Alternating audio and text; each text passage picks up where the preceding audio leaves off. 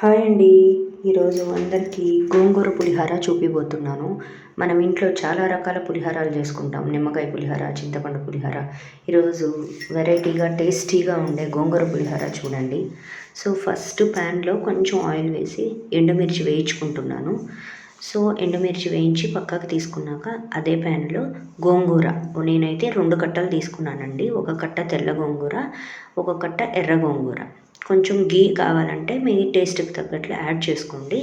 So ఎర్ర గోంగూర ఒక కట్ట, తెల్ల గోంగూర ఒక కట్ట వేసి బాగా వేపుకుందాము. సో మనం ఎక్కువగా గోంగూరతో చాలా రెసిపీస్ చేసుకుంటూ ఉంటాము. సో గోంగూర పప్పు అని, లేకపోతే గోంగూర చట్నీ. అందరికీ గుర్తొచ్చేది ఏంటి అంటే గోంగూర చట్నీ, రోటి పచ్చడి. సో ఫేమస్ కదా మన ఆంధ్రాలో. సో అది కాకుండా గోంగూర ఏంటంటే కొంతమంది ఏరేస్తారనమాట. సో అలా వేరకుండా తినాలి, పోషక విలువలు మనకి బాడీలోకి వెళ్ళాలి అంటే సో ఇలా పులిహోరలాగా పేస్ట్ చేసేసి కలిపేస్తే పిల్లలు శుభ్రంగా తినేస్తారు.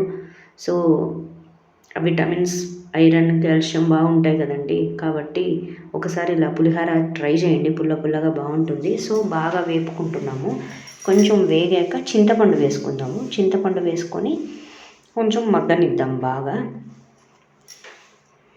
సో నేను ఏ సీజన్కి తగ్గట్టు ఆ సీజన్లో చేస్తానండి. ఉసిరికాయ వచ్చినప్పుడు ఉసిరికాయ పులిహోర, మామిడికాయ వచ్చినప్పుడు మామిడికాయ పులిహోర. ప్రతి పులిహోర ఆ వాడే పదార్థాన్ని బట్టి టేస్ట్ అనేది మారిపోతుంది. దేని టేస్ట్ దానికే.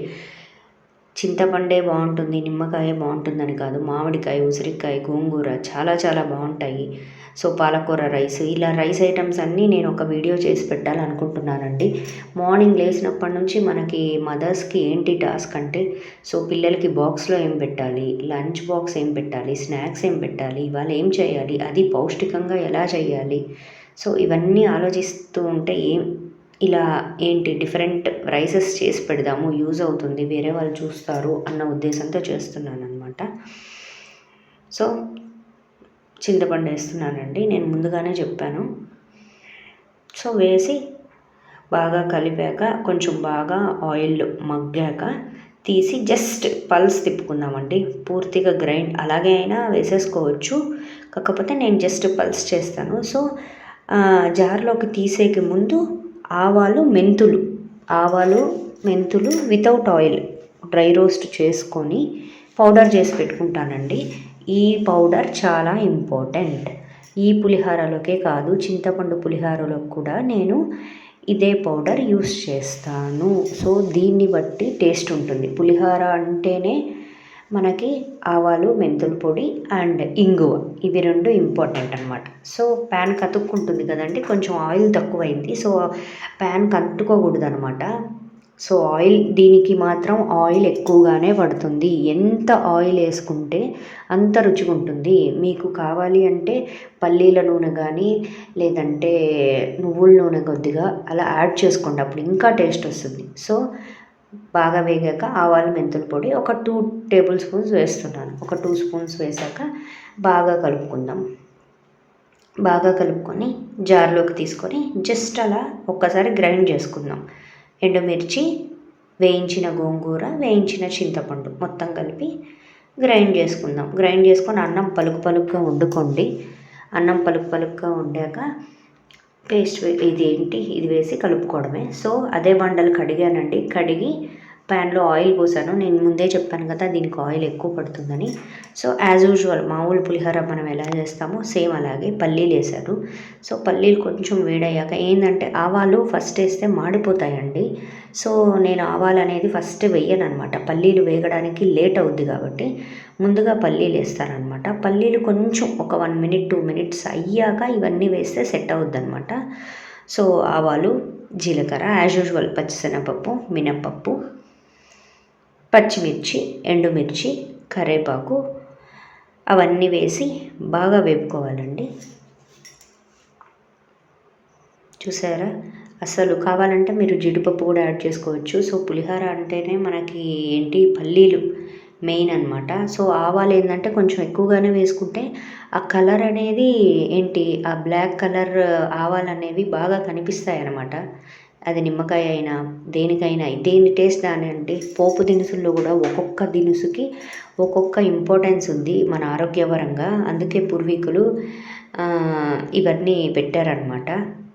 సో వారంలో ఎప్పుడు చింతపండు నిమ్మకాయ కలుపుకోకుండా చేంజ్ అనమాట. చేంజ్ కోసం ఒక వారం మామిడికాయ, ఒక వారం ఉసిరికాయ, ఒక వారం గోంగూర, ఒక వారం ఇది, ఒక వారం చింతపండు, ఒక వారం నిమ్మకాయ అలా చేసుకోండి. సో టేస్ట్ మారుతుంది, అందరూ ఇష్టంగా తింటారు, వెరైటీగాను ఉంటుంది. సో కరివేపాకు బాగా పప్పులన్నీ వేగాక సో కరివేపాకు, పసుపు, ఇంగువ వేస్తున్నాను. సో ఇంగువ చాలా ఇంపార్టెంట్ అండి పులిహారకి, దద్దోజనంకి, పొంగల్కి ఇవి ఉంటేనే టేస్ట్ అనమాట. సో బాగా వేపుకుందాం. వేగాక సో మనం గ్రైండ్ చేసిన ఎండుమిర్చి, గోంగూర, చింతపండు పేస్ట్, సాల్ట్ వేసి గ్రైండ్ చేసుకోండి, లేదా ఇప్పుడైనా సాల్ట్ వేసుకోండి. వేసుకొని బాగా కలుపు. బాగా ఆయిల్లో ఏంటి బాగా వేగాక ఆయిల్ పైకి తేలుతుందనమాట. కొత్త ఉడకాలన్నమాట. ఉడికి ఎంత బాగా ఉడికి ఆయిల్ బాగా పైకి తేలుతుందో అంత టేస్ట్ అనమాట ఈ పులిహార. సో ఒక 2-3 మినిట్స్ ఇంకా ఎక్కువే పడుతుంది మీరు తీసుకున్న క్వాంటిటీని బట్టి అనమాట. సో బాగా వేపుకుందాం. సో గోంగూర వారంలో ఒక్కరోజన్నా డైట్లో ఉండేటట్లు చూసుకోండి, చాలా మంచిది హెల్త్కి. గోంగూర, మునగాకు ఇవి మాత్రం ఖచ్చితంగా డైట్లో ఉండేటట్లు చూసుకోండి. వేరే ఆకుకూరలతో పాటు ఇవి కూడా ఉండాలి. చూసారా బాగా వేగుతూ ఉంది.